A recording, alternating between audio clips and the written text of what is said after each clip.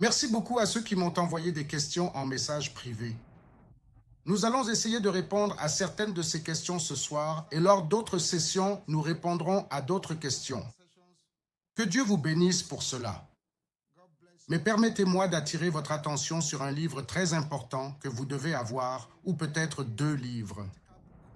Il y en a un qui s'appelle « La puissance contre les criminels des rêves ». Le livre est publié chez MFM. Eh bien, il y en a un autre, un livre plus petit, intitulé « Les principes de l'interprétation biblique des rêves ». Les principes de l'interprétation biblique des rêves. Vous pouvez vous procurer ces deux livres. Ils vous seront très utiles. Et passons à certaines des questions que j'ai ici. J'ai l'intention de faire venir une très bonne dame qui a été gentille avec moi, dans ma maison depuis le Nigeria. De toute évidence, cette personne ne vit pas au Nigeria pour s'occuper de mes enfants. Mais maintenant, j'ai fait un rêve où mon mari jouait avec un serpent qui était comme un animal de compagnie de la famille. Et il laissait aussi le serpent jouer avec les enfants. Le serpent avait l'air amical. Et il demandait s'ils avaient nourri le serpent, car il pourrait se fâcher et mordre les enfants. Ce rêve me trouble, monsieur. Que dois-je faire? Je vous recommande de bien prier et de demander au Seigneur si votre décision de faire venir quelqu'un est vraiment sage. Et demandez au Seigneur si vous devez aller de l'avant et le faire. Assurez-vous de bien prier avant de faire entrer qui que ce soit chez vous. La personne pourrait plus tard devenir comme un serpent et affecter votre vie, votre mariage et vos enfants. Que Dieu vous bénisse abondamment, monsieur. Je traverse une période préoccupante. C'est que la plupart du temps, j'oublie mes rêves. Et parfois, il m'arrive même de ne pas rêver du tout pendant un certain temps. J'ai essayé beaucoup de choses pour entendre la voix de Dieu. Si vous oubliez vos rêves, c'est un problème sérieux, un problème très grave. Parce que cela signifie que l'ennemi bloque votre moniteur spirituel. Ainsi, vous ne pourrez pas vous battre. Si quelque chose de mauvais vous arrive, vous ne pourrez pas vous défendre. Si quelque chose de bon vous arrive, vous ne le saurez pas. Donc, lorsque l'ennemi bloque votre moniteur spirituel, c'est un combat que l'on peut mener. Vous devez le combattre. La Bible dit que les violents s'en emparent par la force. Vous le combattez. Oui, combattez-le. Et ce n'est pas que vous oubliez vos rêves. C'est parce que l'ennemi les efface de votre moniteur spirituel.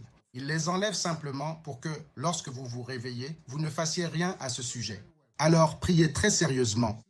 Oignez-vous avant de dormir. Entrez dans le jeûne et la prière. Et si cela ne résout pas le problème, faites une véritable délivrance. Bonsoir, monsieur, s'il vous plaît. Que signifie le fait de se réveiller avec des griffures d'ongles sur le corps et sur les mains qui apparaissent du jour au lendemain? Comme si elles avaient toujours été là, tout le temps. Si vous vous réveillez et trouvez des griffures sur votre corps, cela signifie que vous vivez dans un double monde. Je dis, un monde dans lequel vous vivez à nouveau, qui est différent du nôtre. Et il y a quelque chose qui vous griffe le corps. Ils mettent des marques sur votre corps. On ne plaisante pas avec ce genre de choses, car cela vous portera malheur et souillera votre destinée. Vous devez crier contre cela. Procurez-vous un recueil de prières. Priez la prière agressive des psaumes chaque nuit avant de dormir et cela s'arrêtera. Celui-ci dit, « J'avais l'habitude de rêver », cette lettre dit, « J'avais l'habitude de rêver d'avoir des rapports sexuels. » Que dois-je faire? Je pense que nous avons traité cela hier. Avoir des rapports sexuels dans un rêve, c'est l'esprit d'épouse ou l'esprit d'époux. Et on s'en occupe en priant contre cela, en allant chercher la délivrance, en soignant avant de dormir, en évitant des choses comme la pornographie et en évitant tout ce qui pourrait vous entraîner dans des relations sexuelles impies. Monsieur, il m'arrive parfois de faire des rêves où je me vois dans des toilettes très sales. J'ai essayé de m'examiner, j'ai prié, après un moment cela s'arrête, puis ça revient. Être dans des toilettes sales signifie que vous devez sortir de votre état spirituel actuel et l'améliorer. Avancez, évitez toutes sortes de péchés. La saleté dans le rêve signifie qu'il y a du désordre, un désordre spirituel autour de vous que vous devez nettoyer. Et vous ne devez pas permettre à ce désordre de prendre le dessus sur votre vie. Que Dieu vous bénisse, monsieur. J'aimerais savoir ce que cela signifie. Quand quelqu'un rêve que son mari a une liaison avec une autre femme, et dans le rêve, la personne surprend toujours son mari en flagrant délit, et ce rêve revient souvent. Et deuxièmement, quand on oublie ses rêves, qu'est-ce que cela signifie? J'ai déjà répondu à la question concernant l'oubli des rêves. Mais si vous faites constamment ce rêve, vous devez commencer à prier pour que Dieu protège votre mariage. Vous devez commencer à prier pour que Dieu touche votre mari. Vous-même et toute la famille, liez et chassez toute puissance qui voudrait souiller ou détruire votre mariage. Dieu vous montre cela parce qu'il veut que vous intercédiez. Il veut que vous priez. Bonsoir, monsieur. J'ai honte de dire cela, mais je ne peux plus le garder pour moi. Je n'ai que 18 ans et je lutte contre la masturbation. J'ai besoin d'aide.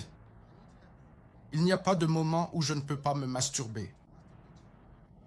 Je peux même me masturber le jour d'un examen. Je meurs à l'intérieur. Cette chose m'affecte mentalement et scolairement. Je peux être en train d'étudier et de me masturber, monsieur. Cela devient incontrôlable. C'est un problème très sérieux.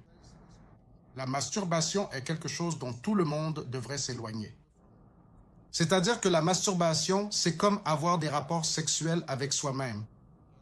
Tu te stimules toi-même. Stimulation sexuelle de soi. Ton corps est le temple de Dieu et la Bible qualifie certaines personnes d'abuseurs d'eux-mêmes avec l'humanité. Donc tu devrais éviter cela. Tu dois t'y opposer, prier contre cela. Encore une fois, le principe est très clair. Tu veux être libre de la masturbation? Si tu es déjà accro, alors cherche du conseil et une délivrance. Si tu es déjà accro, va chercher du conseil et fais-toi délivrer immédiatement. Si tu as reçu le baptême du Saint-Esprit, assure-toi de prier longtemps en langue. Fais de la louange et de l'adoration. Change-toi les idées. Chaque fois que la pensée vient, si tu continues à te distraire, à faire de la louange et de l'adoration, à prier en langue, chaque fois que la pensée revient, finalement, cela va diminuer et finir par disparaître de ta vie. Tu dois aussi être déterminé à reconnaître que cette chose est un péché. Tu dois déterminer que cette chose est un péché. Elle doit quitter ma vie. Il y a pas mal de questions sur la masturbation ici, alors laissez-moi prendre un moment pour expliquer cela. Si tu veux vraiment t'en débarrasser, évite tout ce qui pourrait t'approcher du péché. Évite les amis qui t'entraînent vers le péché. Évite les jouets sexuels. Évite toutes ces choses qui pourraient t'attirer dans le péché. Éloigne-toi de ces choses. Ensuite, pratique les 4 D. Les 4 D. Le premier D, c'est le désir. Un désir d'être libre de l'emprise de la masturbation. Voici un deuxième désir. C'est le numéro 2 de notre liste. La détermination. Une détermination que cette chose doit partir. Je ne peux pas permettre à ces choses d'emprisonner ma vie, d'emprisonner mon destin. Cette chose doit partir. Troisièmement, la discipline. Tu dois te mettre sous contrôle. Paul a dit, je tiens mon corps en bride. Je la soumets. Vous ne ferez pas tout ce que votre nature charnelle vous dicte. Parlez-vous à vous-même. Parlez-vous à vous-même.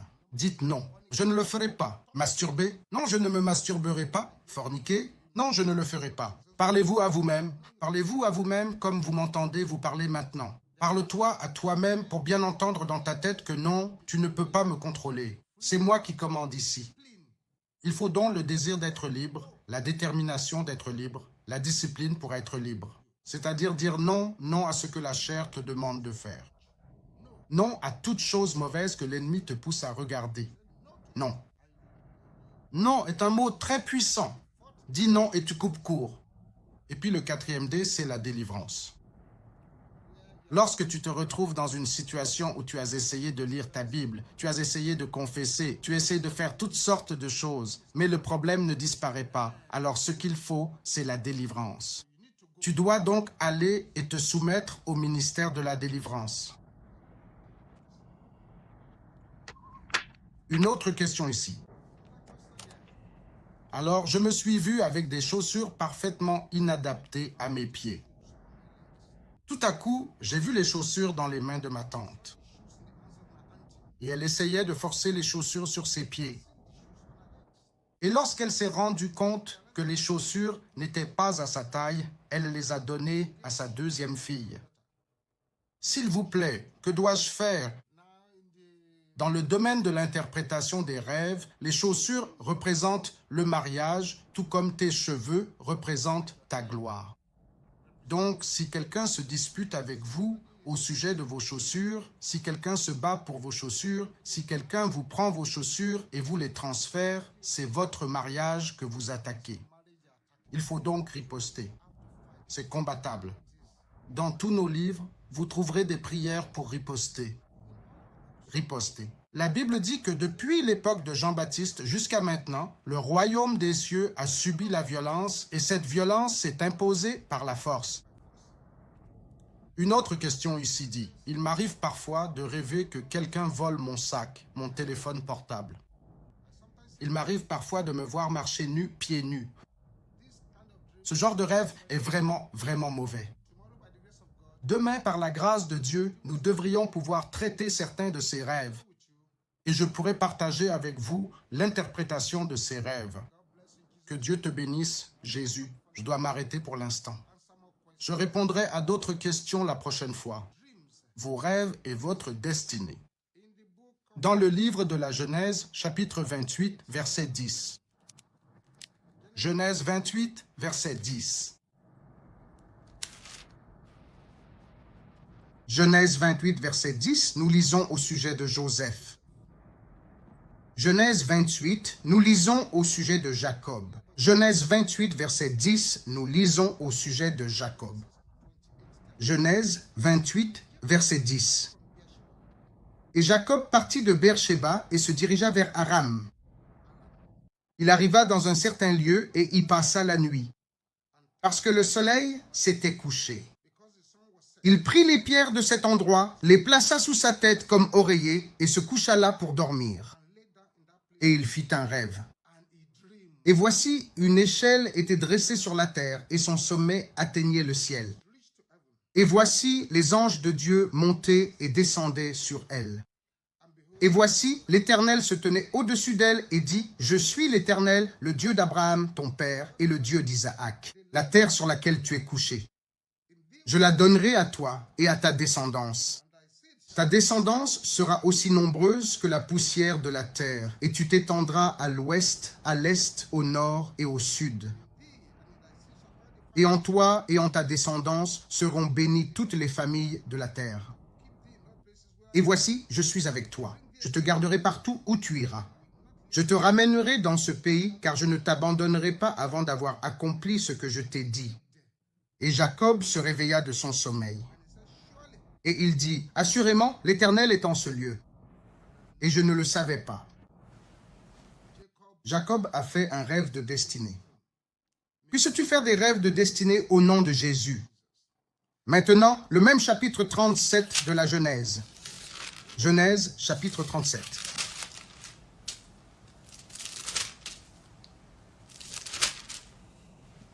Je lis à partir du verset 4, Genèse 37, verset 4. Et lorsque ses frères, il s'agit maintenant de Joseph, virent que leur père l'aimait plus que tous ses frères, ils le haïrent et ne pouvaient lui parler paisiblement. Et Joseph fit un rêve, il fit un rêve et le raconta à ses frères, et ils le haïrent encore davantage. Et il leur dit, « Écoutez, je vous prie, le rêve que j'ai fait. Car voici, nous étions en train de lier des gerbes dans les champs. Et ma gerbe se leva et se tint debout. Et voici, vos gerbes l'entourèrent et se prosternèrent devant ma gerbe.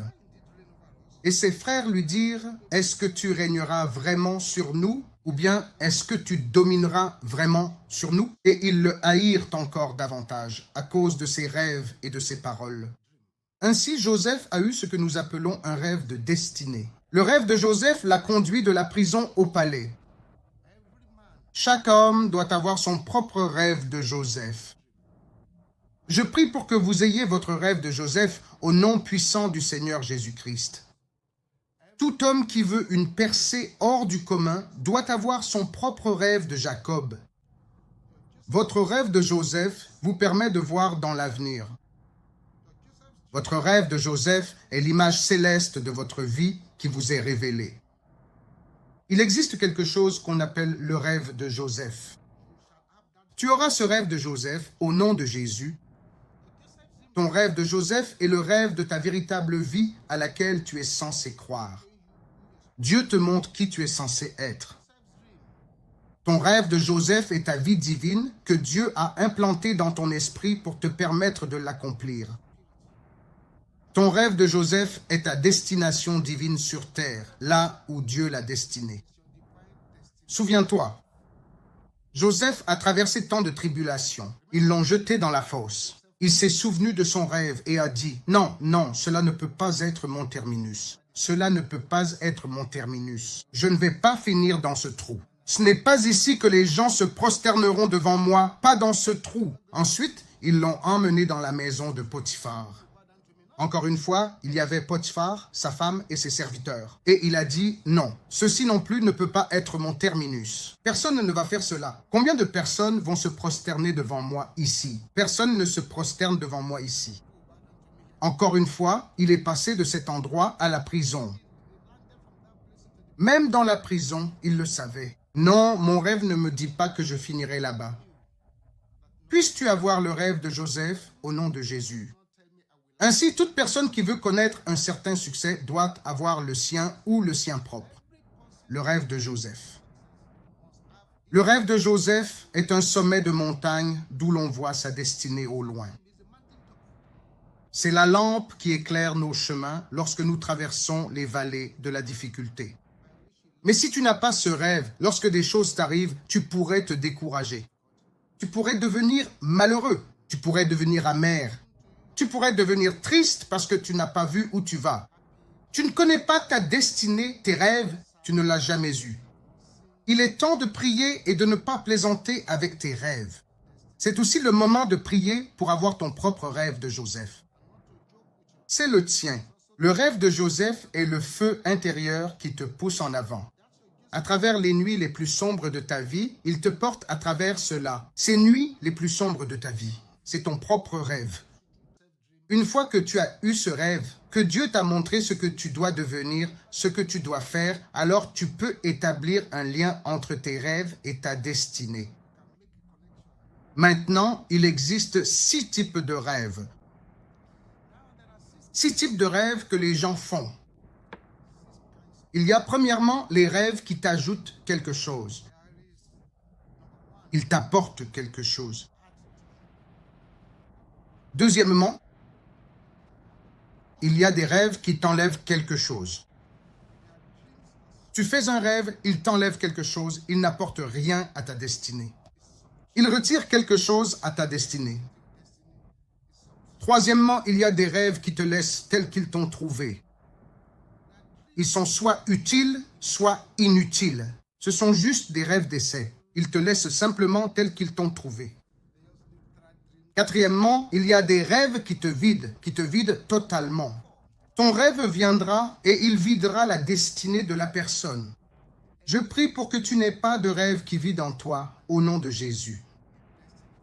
Cinquièmement, il y a des rêves qui déchirent ta destinée. Ils prennent ta destinée du niveau où elle se trouve pour l'emmener à un tout autre niveau. Des rêves qui déchirent ta destinée. Sixièmement, il y a des rêves qui te gaspillent.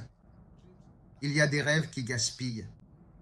Mais la vérité, c'est que tous les rêves portent des messages. Tous les rêves portent des messages. Je me souviens quand je faisais mon doctorat. À l'université de Reading, il y a de nombreuses années, et j'ai obtenu la bourse par intervention divine. Ma famille n'avait pas d'argent pour une quelconque bourse. Je n'avais même pas d'argent pour voyager à travers le Nigeria, encore moins pour aller au Royaume-Uni. Alors j'ai commencé là-bas. J'étudiais pour mon doctorat, génétique moléculaire. Le diplôme durait 3 ans, et pendant ces 3 années, il n'ajoutait rien du tout. Après 3 ans, vous devez avoir terminé et partir. C'est comme ça que ça fonctionne. Donc, je travaillais tous les jours. J'étais au laboratoire tous les jours. En fait, bien aimé, pendant ces 3 années, je n'ai pris qu'un seul jour de congé. un jour de congé en 3 ans. Parce que la personne qui avait terminé la même spécialité avant moi avait mis 6 ans.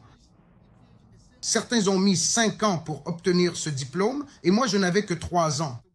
Alors j'ai étudié, j'ai travaillé dur, j'étais là à travailler. Puis, quand mon superviseur a vu à quel point je travaillais dur après 2 ans d'études, il m'a dit « Daniel, tu travailles tellement, pourquoi ne vas-tu pas dans ton pays pour de courtes vacances ?» Je n'ai pas répondu. Alors il a continué à me mettre la pression. « Rentre chez toi, va te reposer, va voir les tiens. » Au bout d'un moment, je me suis senti un peu convaincu, peut-être que je devrais y aller. Et j'ai fait un rêve. Dans le rêve, je me voyais à notre aéroport de Lagos ici. Et ils ont annoncé le vol de retour vers le Royaume-Uni. Au moment où ils annonçaient le vol de retour vers le Royaume-Uni, j'ai pris mon sac, j'allais vers la porte d'embarquement pour monter dans l'avion. Alors que j'étais sur le point d'arriver à la porte d'embarquement, j'ai vu l'avion décoller ainsi, sous mes yeux. Alors, après avoir fait ce rêve, je suis retourné voir mon superviseur et je lui ai dit « Monsieur, je ne vais nulle part. Si j'y vais, il se peut que je ne revienne pas. Je ne vais nulle part. C'est pour ça que je ne suis pas parti. Et j'ai bien fait de ne pas y aller. » Parce que ceux qui sont partis à ce moment-là, il y a eu un coup d'État dans le pays et ils ont fermé l'aéroport. Et beaucoup d'entre eux sont revenus en retard. Certains n'ont même pas pu revenir après cela.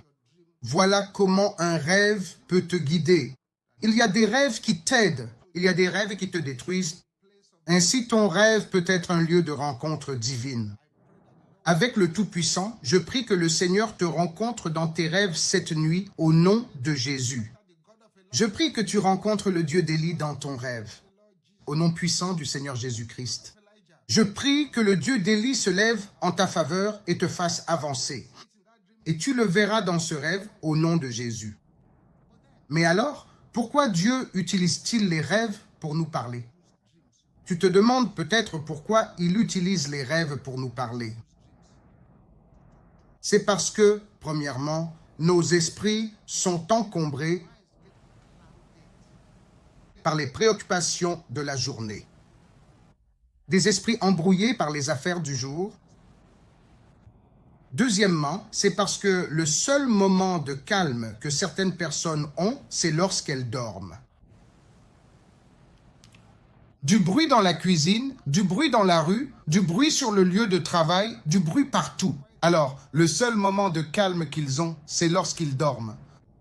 Troisièmement, lorsque vous dormez, votre esprit conscient ne peut pas lutter contre les messages de Dieu. Vous ne pourrez pas combattre le message de Dieu lorsque vous dormez. Quand vous dormez, vous perdez en quelque sorte le contrôle et le ciel prend alors le relais et commence à vous révéler des choses profondes sur votre vie. Alors demandez à Dieu un rêve divin aujourd'hui.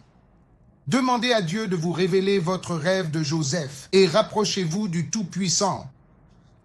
Que Dieu vous bénisse au nom puissant de Jésus. Nous continuerons demain par la grâce du Dieu vivant.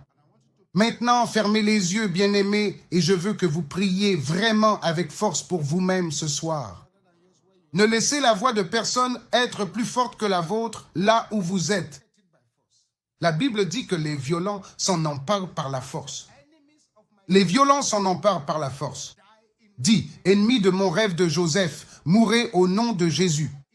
Ennemi de mon rêve de Joseph, mourez au nom de Jésus. Ennemi de mon rêve de Joseph, mourez au nom de Jésus.